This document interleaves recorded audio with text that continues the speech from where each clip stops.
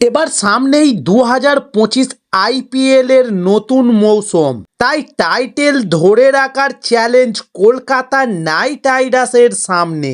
তবে সেই লড়াইয়ে নামার আগে কেকেআর এর তারকারা যেভাবে পারফরমেন্স করছে তাতে স্বস্তি মিলেছে এবার নাইট শিবিরে।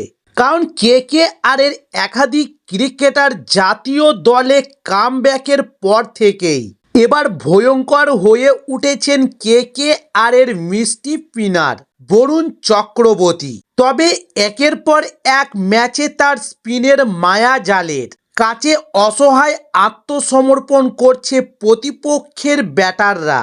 ইংল্যান্ডের বিরুদ্ধে টি-20 সিরিজেও নিজের সেরাটা উজাড় করে দিয়েছেন বরুণ চক্রবর্তী। তবে তৃতীয় ম্যাচে দল না জিতলেও 5 উইকেট নিয়ে হয়েছেন ম্যাচের সেরা এবং তৃতীয় ম্যাচে 5 উইকেট নেওয়ার পর প্রথমবারের জন্য আইসিসির টি-20 বোলারদের ক্রমতালিকায় 5 নম্বরে স্থান পেয়েছেন বরুণ চক্রবর্তী।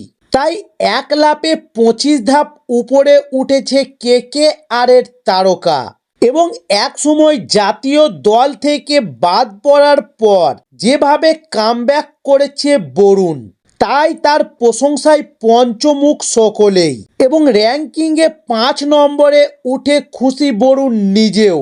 জাতীয় দলের হয়ে এইভাবেই সেরাটা দিতে চান তিনি। তবে যে ফর্মে রয়েছে বরুণ চক্রবর্তী তা ধরে রাখতে পারলে আসন্ন আইপিএলে স্পিন সহায়তা উইকেটে প্রতিপক্ষের ব্যাটারদের কপালে দুঃখ আছে তা নিয়ে এবার কোনো সন্দেহই নেই।